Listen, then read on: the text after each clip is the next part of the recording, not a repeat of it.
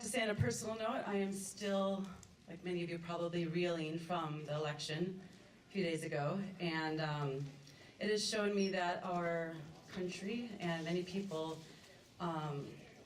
accept misogynistic behaviors and attitudes and actions more widely than I would have ever thought before.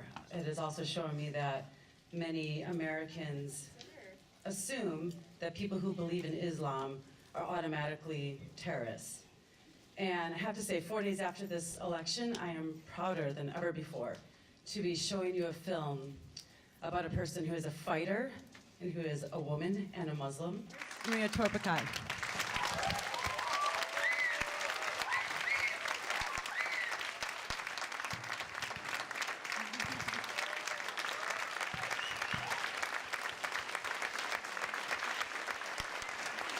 Thank you, and thank you all for being here. Order to be free! When America went into Iraq, I thought they went for me. Because there was a time, it was the right time when I didn't make it into a team. I thought that the games were postponed because of the war in Iraq. It actually happened, and I thanked God. It is so stupid when you're young, you think like that. You know, you think about squash, you know, that was all about, but when it came to me, I realized how dangerous, how difficult it is. It's not easy. Every day there were bomb blasts, and every day those things were happening. And, you know, you can hear them in the house too. Like sometimes the house starts shaking. Sometimes you feel it's right in front of your front door, but it's far, but and you hear a lot of, you know, you lose your friends, you lose my family friends, they lose their family, you know, their parents or their children.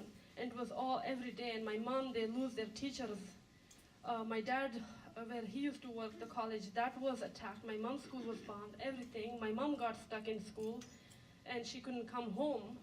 With all her teachers, they were stuck in the school, but when they made it, you know, like early in the morning, the next day the school was bombed after they couldn't go back. So questions from the audience. Can you tell us a little bit about your experience filming there, like regards to your safety and who was there from the crew, etc.? Yeah, that's a great question. It was, well, we prepared a lot for it. I basically went in to the tribal areas, you know, secretly. It worked in my favor to be a woman at all the different military checkpoints and everything, because they don't ever ask questions to the women. They just would ask Maria's dad who I was. And there were times when it definitely got quite dicey with some safety concerns. We tried to, I mean, I have to say, not only was it dangerous for myself and for the crew, but also for the family. I mean, they were going around the tribal areas with an American in their car with them, you know, and so we did things like sometimes we split up into different cars, we'd stay in different places, you know, every couple nights.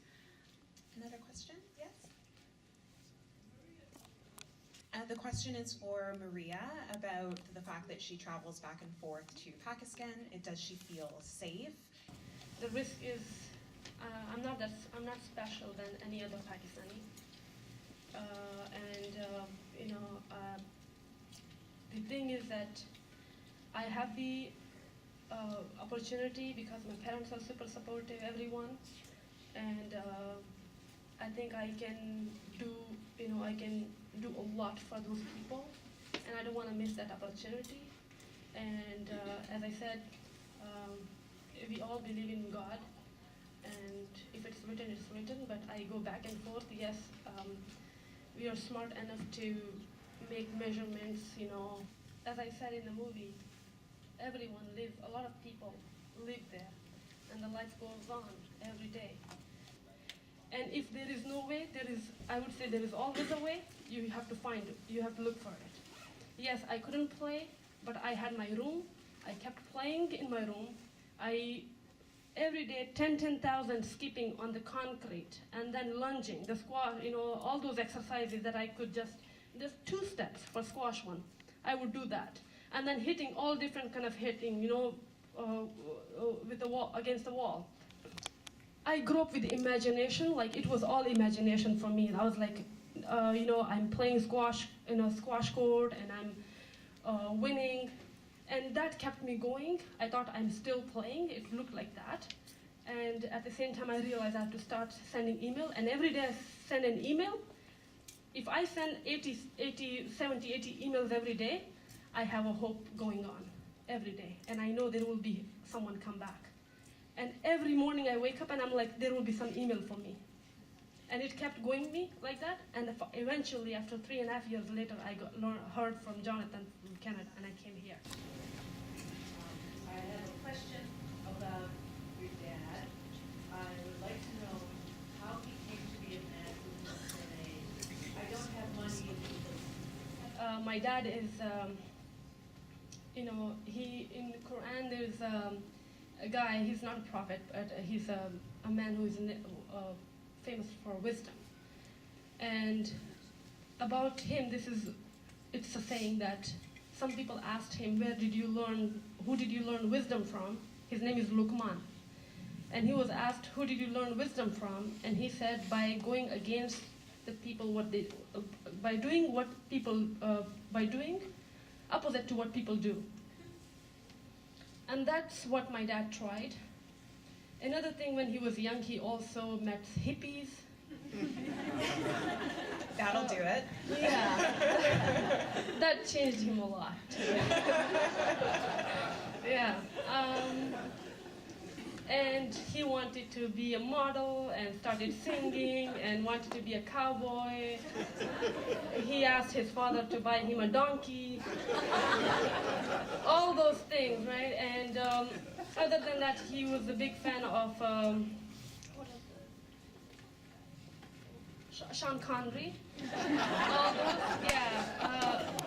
those, all those actors. And The film will be shown in Pakistan.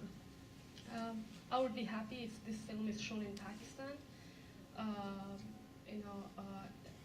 At the moment, it's up to Cassandra and Erin. They're gonna figure it out.